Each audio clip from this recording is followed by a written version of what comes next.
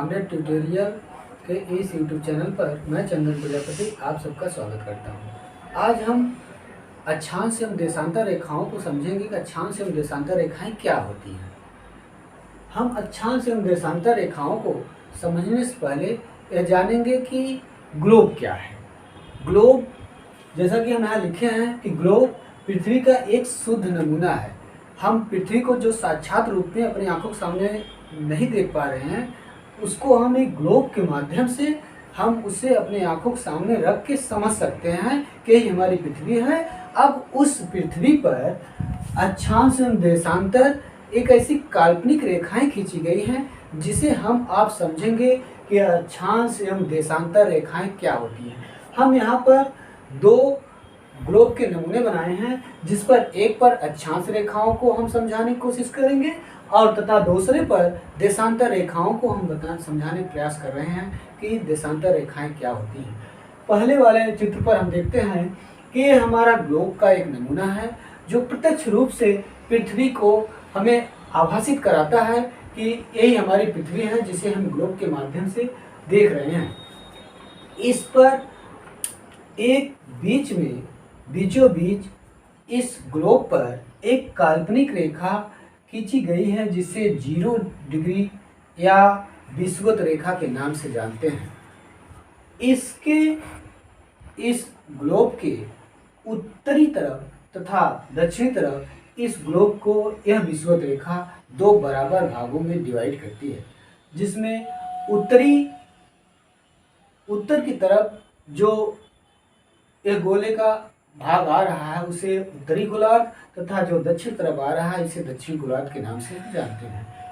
यह जो विषुवत रेखा बीचों बीच इस ग्लोब पर काल्पनिक रेखा खींची गई है, इसके समांतर कुछ और महत्वपूर्ण रेखाएं खींची गई हैं, जैसे एक 23.5 डिग्री उत्तरी अक्षांश की तरफ जिसे हम कर्क रेखा के नाम से जानते हैं, तथा उसी के समांतर दक्षिणी ध्रुव की तरफ एक 23.5 डिग्री पर एक काल्पनिक रेखा खींचा गया है जिसे मकर रेखा के नाम से जानते हैं।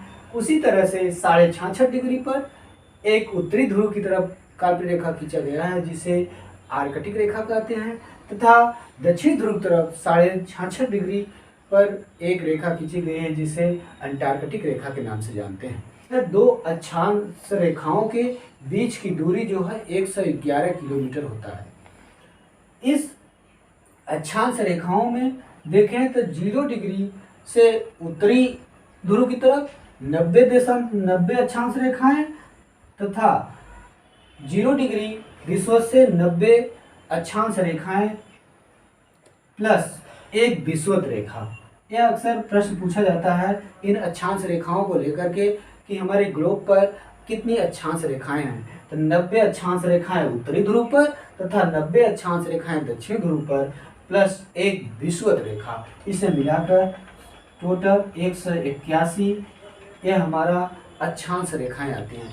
इससे हम ताप का निर्धारण करते हैं। इस अक्षांश रेखाओं के माध्यम से हम पृथ्वी के उत्तरी ध्रुव की तरफ चलेंगे तो हमें यह ज्ञात होता है कि किस स्थान पर कैसा टेम्परेचर है। तापमान को ज्ञात करने के लिए हम इन अक्षांश रेखाओं का प्रयोग करते हैं।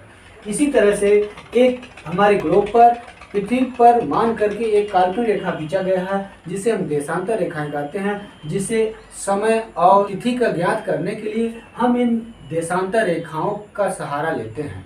यह दूसरा हमारा चित्र है जिस पर हम यह बताने का प्रयास कर रहे हैं कि यह देशांतर रेखाएं पृथ्वी पर हमारी कैसे खींची गई हैं। यह पृथ्वी का एक नमूना है जिसे हम ग्लोब के रूप में मानते हैं, जानते हैं, समझते हैं।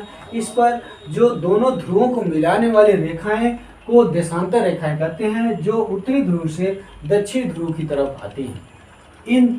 इन रेखाओं को जिस तरह से हम यहाँ पर देखें कि एक 0 डिग्री इक्वेटर था, इससे 90 उत्तरी ध्रुव की तरफ और 90 दक्षिण ध्रुव की तरफ हमें अक्षांश रेखाएं प्राप्त हुई थी।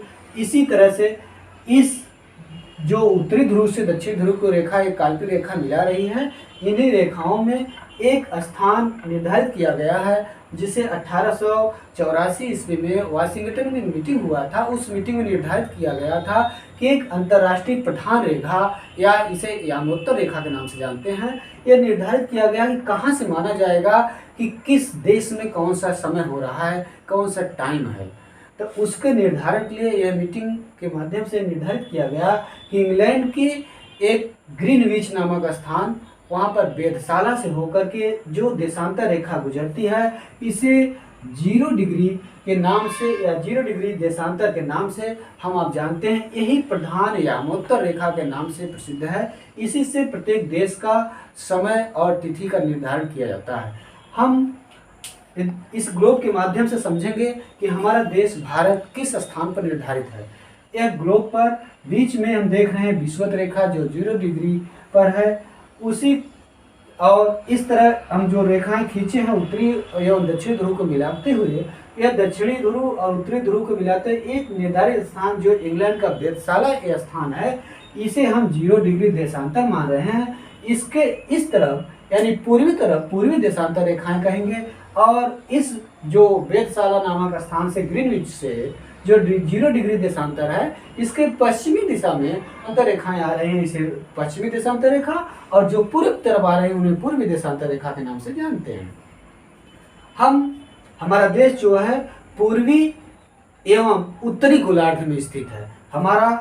हम यदि इस ग्लोब को 4 बराबर भागों में बांटें तो उस डिवाइड करने के उपरांत हमें निर्धारित होता है कि हमारा भारत जो है इस पार्ट में आता है। इस 1/4 4 पार्ट में बांटे ग्लोब को, तो उस ग्लोब में देखें तो हमें 4 पार्टों में डिवाइड करने पर हमें ज्ञात होता है कि हमारा भारत इस स्थान पर है, अर्थात उत्तरी गोलार्ध और पूर्वी गोलार्ध। इसे हम उत्तरी और पूर्वी गोलार्ध के नाम से जानते हैं कि हमारा इंडिया इस गोलार्ध में आता है, उत्तरी और पूर्वी गोलार्ध में। अब हम इस देशांतर रेखाओं के माध्यम से समय का निर्धारण करते हैं और दूरियों का निर्धारण करते हैं कि कौन सा देश कितनी दूरी पर है, कितने उसका समय क्या हो रहा है।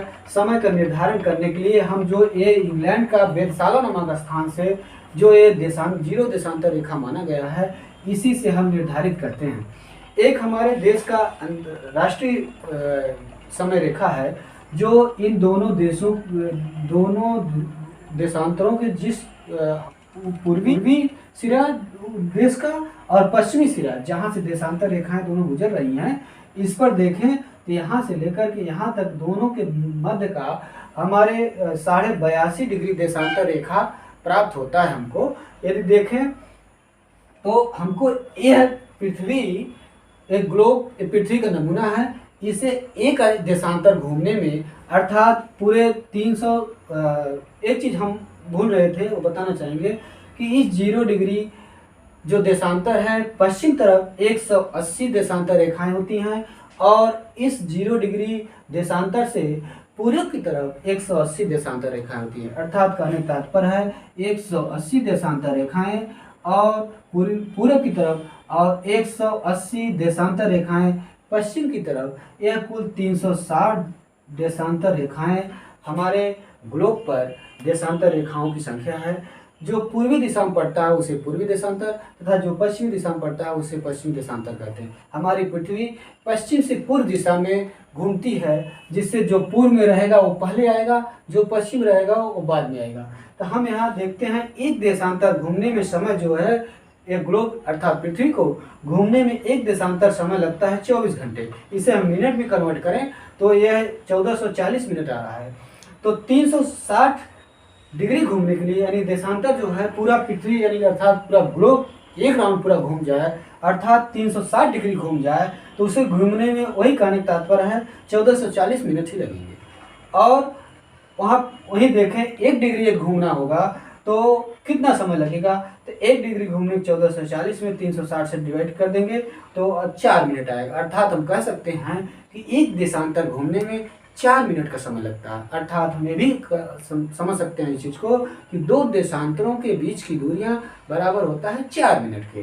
तो हम देख रहे हैं कि हमारा यह 82.5 डिग्री यह हमारे देश का प्रधान रेखा है जो मध्य वाला, अर्थात कहने का तात्पर्य है यहाँ गुजरात से अरुणाचल प्रदेश तक यहाँ जो देशांतर रेखाएं फैली हुई हैं, इन दोनों देशांतरों रेखाओं के बीच की प्रधान रेखा जो भारत की है वह 82.5 डिग्री है।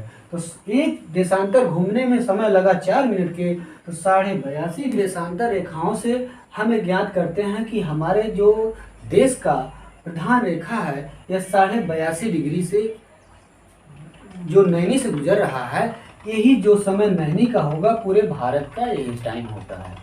क्यों? क्योंकि ये देखें तो जो समय अरुणाचल प्रदेश में हो रहा है और जो समय गुजरात में हो रहा है, गुजरात में 2 घंटा पीछे और अरुणाचल प्रदेश 2 घंटा आगे होगा। इससे टाइम का निर्धारण करने में कठिनाई होती थी। अब यह जो प्रधान रेखा है यह पूरे देश का निर्धारित करेगा, जो समय नैनी में होगा वही पूरे देश का होगा। अब हमारे गुजरात से लेकर के और यहाँ आपके अरुणाचल प्रदेश और गुजरात के बीच का यह 30 डिग्री देशांतर रेखाएं हमें प्राप्त होंगी। यह 30 डिग्री देशांतर रेखा पूरे देश का हमारे जो देशांतर रेखाएं मिल रही हैं, टोटल हमारे देश से 30 देशांतर रेखाएं गुजर रही हैं। तो 30 देशांतर रेखा में हम 4 से मल्टीप्लाई कर देंगे। इसलिए 4 से मल्टीप्लाई करेंगे क्योंकि एक देशांतर घूमने में पृथ्वी को समय लग रहा है 4 मिनट, तो 30 देशांतर रेखा को घूमने में लगेगा 120 मिनट नहीं 2 घंटे। अर्थात कहने तात्पर्य है कि यहाँ पर जो गुजरात का समय होगा वह 2 घंटे पीछे होगा और अरुणाचल प्रदेश 2 घंटे आगे होगा, क्योंकि यह पूर्वी देशांतर पर है। हम आपको पहले बता चुके हैं कि 4 मिनट आगे चल रहा है और पश्चिमी देशांतर रेखाएं 4 मिनट पीछे चल रही हैं। तो इससे यह निर्धारित हो गया समय का जो टाइम हमारे नैनी में होगा वही पूरे देश का माना जाता है।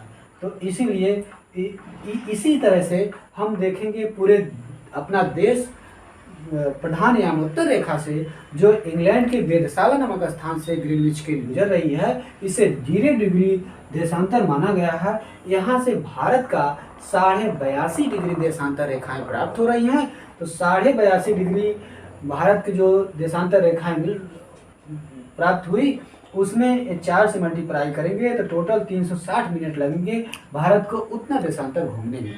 तो इसको 82.5 को 4 से मल्टीप्लाई करेंगे 330 मिनट प्राप्त होगा और 330 मिनट को हम घंटा में बदलेंगे 5 घंटा 30 मिनट प्राप्त होगा। इसीलिए कहा जाता है कि भारत जो है इंग्लैंड से 5 घंटा आगे चल रहा है, क्योंकि हमारी पृथ्वी पश्चिम से पूर्व दिशा की तरफ घूर्णन करती है। हमें पूरी आशा है कि आप अक्षांश एवं देशांतर रेखाएं समझ गए होंगे। हम ये आशा रखते हैं कि आपको ये वीडियो समझ में आया होगा। इस चैनल को सब्सक्राइब करिए, लाइक करिए, ज़्यादा से ज़्यादा लोगों को शेयर करिए, जिससे ज़्यादा से ज़्यादा लोगों को अक्षांश एवं देशांतर रेखाओं को समझ सकें कि कैसे तिथि और तापमान का कैसे निर्धारण होता है। फिर आगे हम मिलेंगे नेक्स्ट वीडियो में। धन्यवाद।